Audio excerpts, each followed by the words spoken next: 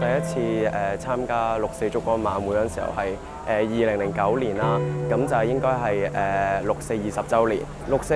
晚會我覺得對於我哋年青人嘅或者一啲意義啦，起碼俾我哋知道，除咗89年發生咩事之餘，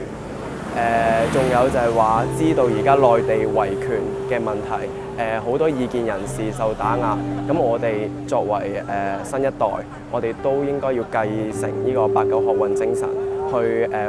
了解事情，同埋將89民運同埋維權嘅事件話俾身邊嘅人聽。我哋好似而家近排網絡23條一個替補機制嘅方案，基本上係逐漸蠶食緊我哋嘅權利。咁其實係另外一種嘅23條，我都想我身邊嘅朋友去繼續去繼承89學運精神。